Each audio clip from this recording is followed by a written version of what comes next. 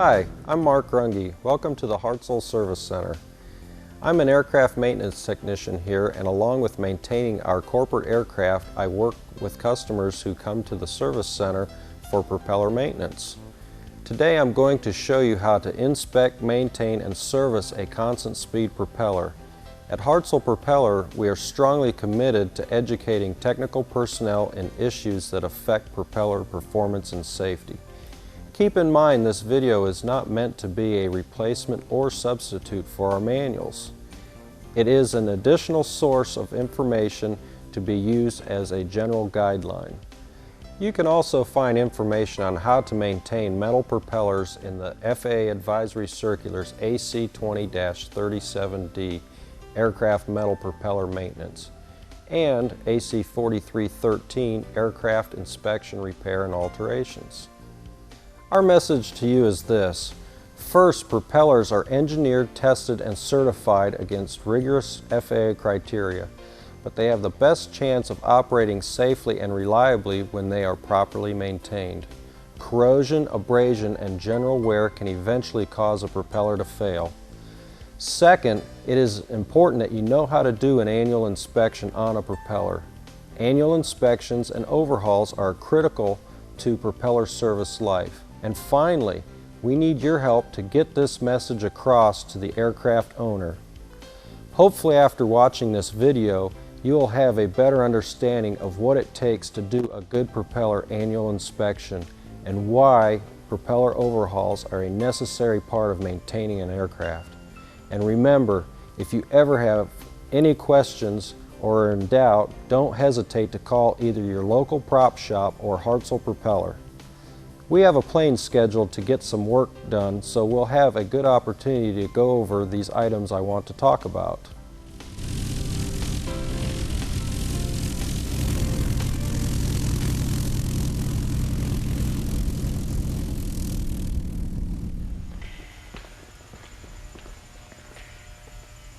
Hi Sam, I see you got your cup of coffee. Yeah, Mark.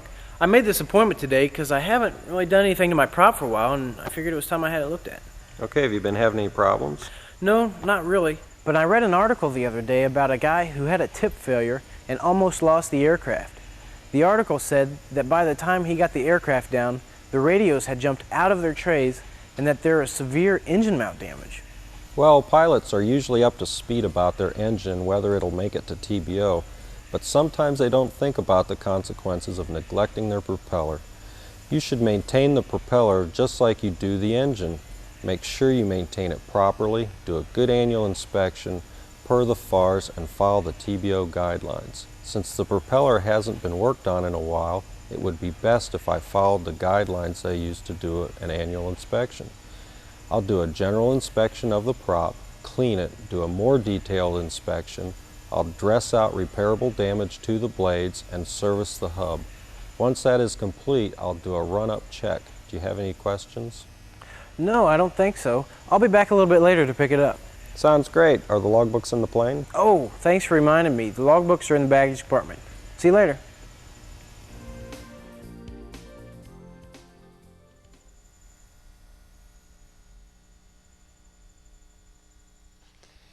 Before I begin to work on a prop, I look at the general overall condition of the propeller.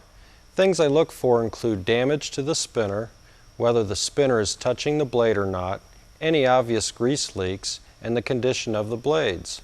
After I look over the prop, I go ahead and remove the spinner.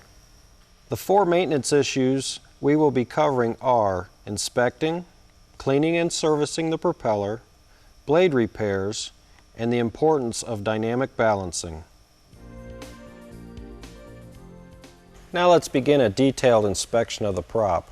The problems we will look for are corrosion, loose blades, nicks, blade damage, erosion, grease and oil leaks, cracks, and loose or missing hardware. One of the first things I look for is corrosion.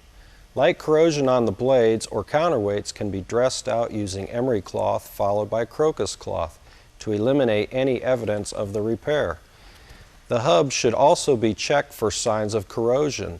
If you find any corrosion on the hub or have questions about the amount of corrosion you find on the blades, contact Hartzell Propeller or an authorized propeller repair station.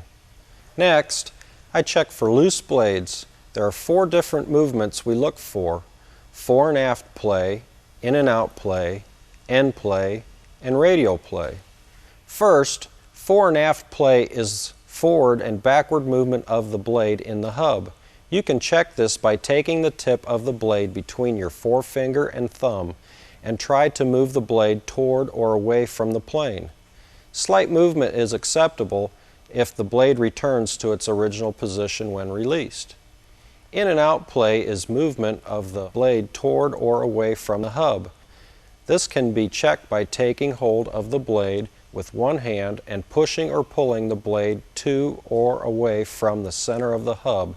There should be no in or out play. Blade end play is lateral movement of the blade in the hub. You can check for end play by taking hold of the tip of the blade with one hand and trying to move the blade in a lateral direction in the hub.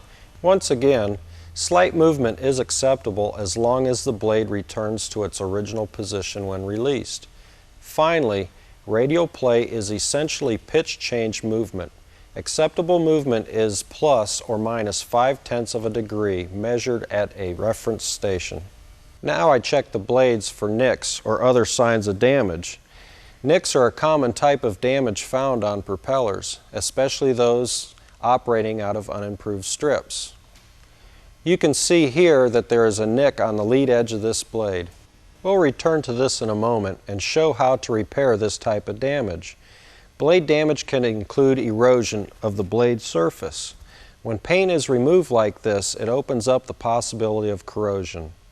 Grease and oil leaks are another area of concern when caring for a propeller. Leakage can be an indicator of a serious problem, such as the hub being cracked, or a minor problem such as a seal being damaged and needing replaced. A small amount of leakage is common on new or freshly overhauled propellers for about 10 hours or so. I want to point out here that the only type of repair to address an oil or grease leak that can be done in the field is the removal and replacement of the O-ring seal between the engine and propeller flange. A certified propeller repair station should do all other leakage repairs.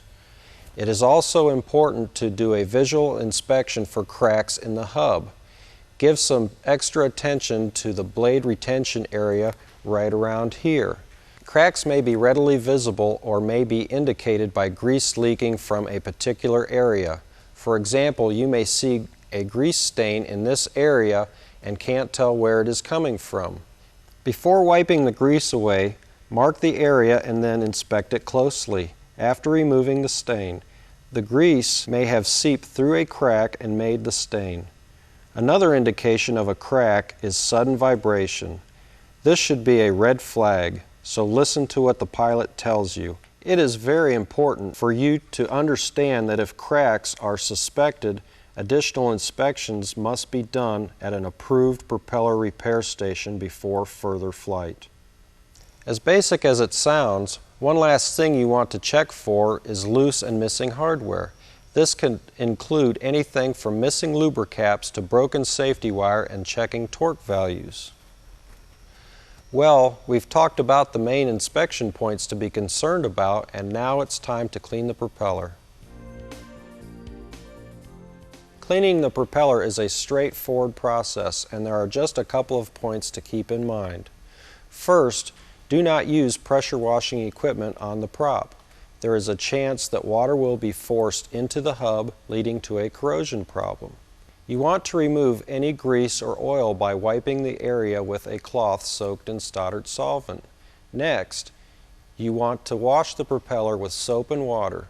You can either dry it with a towel or let it air dry. If the spinner needs attention, we recommend polishing it with an automotive type aluminum polish. Now, let's go back to that nick we found and do the repair. It is very important to know the proper techniques to dress out a nick in the blade. Nicks and gouges need to be dressed out to prevent stress risers. Stress risers can lead to cracks and failures. There are some general rules of thumb to follow depending on where the damage is. If the damage is on the leading or trail edge, you measure the depth of the damage and multiply this number by 10. In other words, you rework the area surrounding the damage 10 times the depth of the damage. If the damage is on the face or camber side, measure the depth of the damage and multiply this number by 20. Again, you will rework the area surrounding the damage 20 times the depth of the damage. Keep in mind that all blades have limits regarding their thickness, width, and length. After repair is done, the blade must still meet the required dimensional limit at a reference point on the blade. If you have a question as to what the limits are for a blade or whether a blade is repairable or not, call Hartzell or your local prop shop. To begin, you file or sand the damaged area to the dimensions we just described. The damage we are working on is 65 thousandths deep on the leading edge. Therefore, I will multiply that number by 10 and work the area accordingly. Once the area is worked out, I then polish it with emery cloth and then crocus cloth to remove any traces of filing. Next, I inspect the area with a 10 power magnifying glass and do a dye penetrant inspection to ensure that no surface defects such as cracks or file marks remain in the repaired area. I now wipe the blade with a cleaning agent such as MEK to remove any residue. Before we leave the topic of blade repair, I want to talk about repairing erosion damage. Erosion damage is typically very similar on all the blades in a propeller assembly. However, if one blade has more extensive damage, all of the blades should be sanded to replicate the repair of the most severely damaged blade. This practice is important to maintaining the balance after refinishing. The next step is critical. We cannot overemphasize the importance of treating the repaired areas to prevent corrosion. This is done by applying corrosion preventative to bare aluminum surface. Oakite 31, Chromacoat L25, or Aladine 1201 are approved coatings. Once the corrosion preventative is applied per the manufacturer's instructions, we can apply the appropriate finish. The correct paint for a propeller can be found in the propeller owner's manual. There are a few more areas of propeller damage I want to mention. First is a foreign object strike. A foreign object strike can include anything from a small stone to a severe ground impact. It is important to take a conservative approach because there is a possibility of hidden damage. If a propeller sustains a foreign object strike, you need to inspect before further flight. You must overhaul the propeller if you find a loose blade, noticeable or suspected damage to pitch change mechanism, a bent blade, any blade diameter reduction, a bent, cracked, or failed engine shaft, or vibration during operation.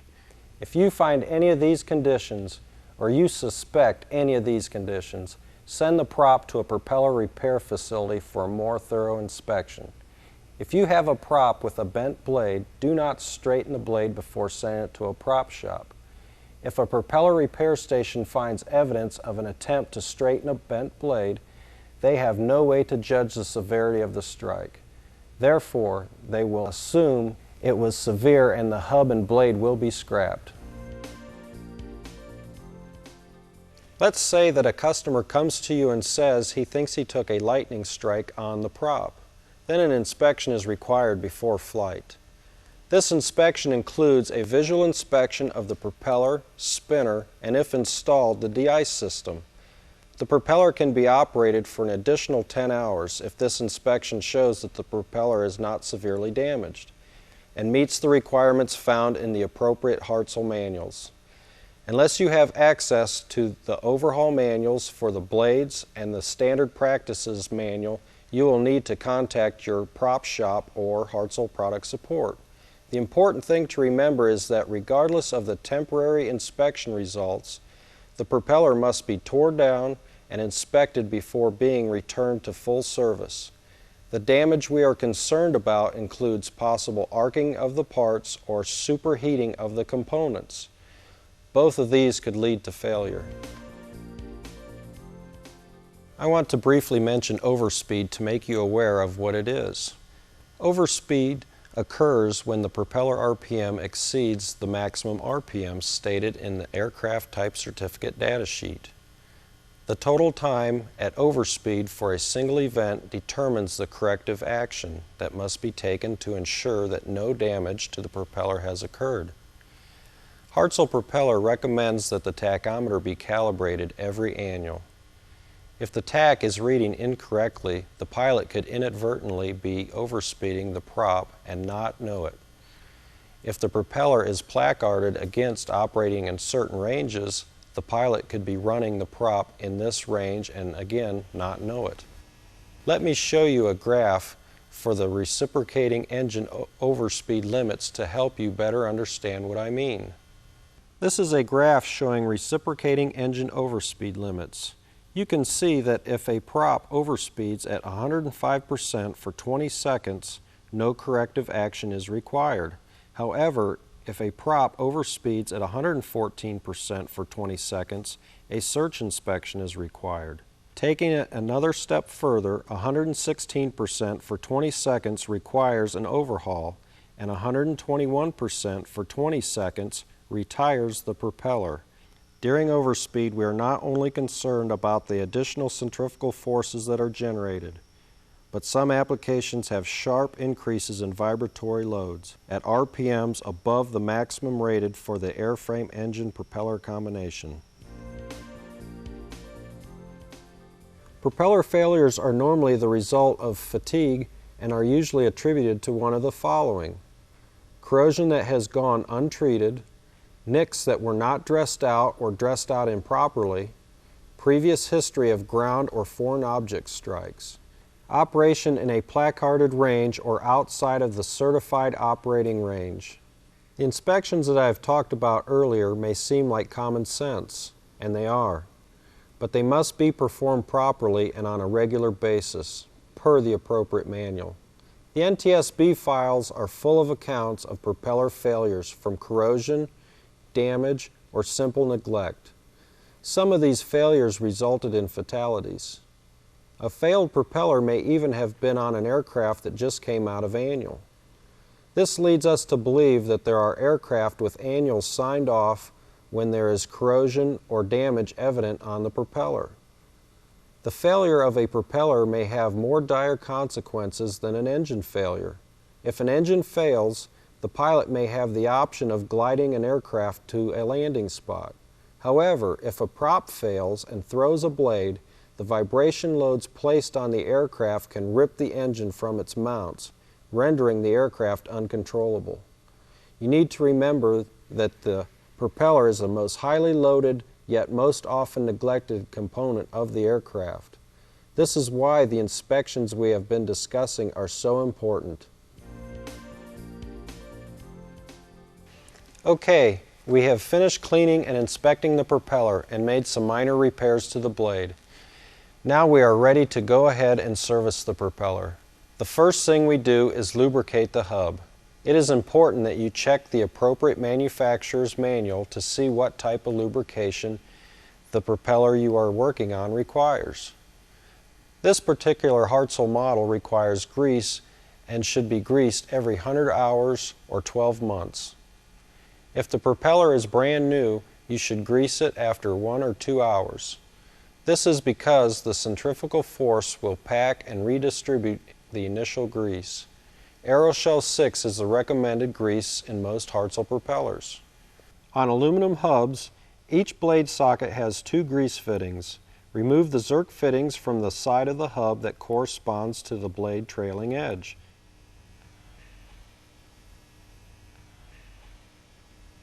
Take a piece of safety wire and make sure the opening is clear. Using a manual grease gun, insert 1 ounce of grease into the Zerk fitting or until grease comes out the opening where the fitting was removed. 1 ounce of grease is about 6 pumps with a manual grease gun. It is important not to put excessive grease into the hub. If too much grease is forced into the hub, grease can be pushed into the center of the hub. This can cause an imbalanced condition and seal leakage problems. You should be aware that on older style aluminum hubs, the Zerk fittings are not located on the hub parting line. If you are servicing one of these hubs, you will need to remove the Zerk fitting from the engine side of the hub. Insert the grease into the Zerk fitting on the cylinder side of the hub. We are now ready to replace the Zerk fittings. We want to torque them per the owner's manual and replace the lubricaps. Hartzell steel hub propellers are a little different. Each blade clamp has 2 Zerk fittings. Remove one of them from each clamp and again use wire to make sure the opening is clear. Then use a manual grease gun, insert grease until grease comes out the open hole. On steel hubs, we don't have to worry about grease being pushed into the center of the hub. I should mention here that very old propellers had clamps with only one Zerk fitting. Should you come across one of these, loosen the Zerk without removing it entirely. Pump grease in until you see it come out around the threads of the Zerk fitting. If you are working on a propeller that uses an air charge, the air pressure needs to be checked per the manufacturer's manual.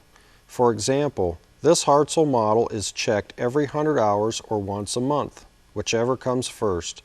The correct pressure should be listed on a label located either on the cylinder or the flat portion of the spinner under the removable spinner cap.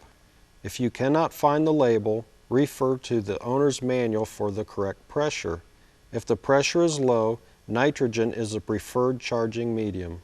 An operational run-up of the engine propeller is recommended any time the propeller is removed or significant propeller maintenance is performed. But before we demonstrate the run-up, I want to mention the importance of dynamic balancing a propeller. As you know, all props are statically balanced when they are new, overhauled, or had a major repair done. Dynamic balancing balances the propeller to the engine and helps reduce vibrations that can be caused by a rotating system. Dynamic balancing can also help prolong the life of the propeller, engine, airframe, and avionics. Dynamic balancing is only recommended, not required unless specified by the airframe or engine manufacturer. I'm going to go over just a few basic things about dynamic balancing. First, there should not be more than 0.9 ounces of weight in any one location. It is preferable to mount the weights on the spinner bulkhead. Many turbine bulkheads have factory-installed self-locking nut plates for this purpose. A propeller should be balanced to 0.2 IPS or lower. If this is not possible, the static balance needs to be checked. The propeller owner's manual will have more specific information on dynamic balancing. An operational static RPM check should be performed after installation, maintenance, or propeller adjustment. A calibrated tachometer must be used to ensure the accuracy of the RPM check. You can check the accuracy of the tach at various RPM settings by using a device such as Hartzell's View-Through 2 tachometer. First, back the governor maximum RPM stop out one turn. This is done to make sure you are getting propeller RPM and not governor controlled RPM. Next, advance the propeller control lever to maximum RPM, then retard the control lever 1 inch. Make sure the brakes are set and the wheels are chalked. Start the engine. Slowly advance the throttle to maximum manifold pressure. Slowly advance the propeller control lever until the engine speed stabilizes. Depending on the installation, if the engine speed stabilizes at the rated RPM to 50 RPM lower than the rated RPM, the low pitch stop is set correctly.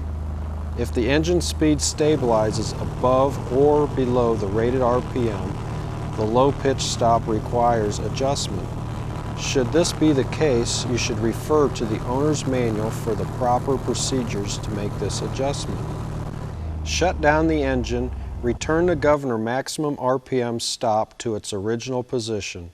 Remove the spinner, check for oil and grease leakage. When you are satisfied everything looks okay, reinstall the spinner. Well, I hope you have enjoyed the time we have had together and were able to learn something new. Before Sam shows up, let me review a few major points. When you inspect the propeller, you want to look for corrosion, loose blades, nicks, grease, and oil leaks, cracks, and loose or missing hardware. Remember, grease or oil leaks can be an indication of a crack. Inspect thoroughly before wiping off the indications. When you clean the prop, do not use a pressure washer. Simply wipe it with a cloth with solvent and wash with soap and water. If you need to do a minor repair to the blade, make sure you use a corrosion preventative along with paint when refinishing the repaired area. Keep in mind that in addition to the bending and vibrating loads that the propeller is encountering, there are 10 to 20 tons of centrifugal force trying to pull the blades from the hub during operation. You can see why it is so important to make sure that the prop is in good shape. A prop that is maintained helps ensure the safety of passengers and the aircraft. Just like most other mechanical parts, the propeller can show signs of impending problems or failure. Watch for them and correct them immediately. If you come across a problem that you are unsure of or don't understand, call us at Hartzell or your local prop shop. Remember, your customers believe what you say to be correct.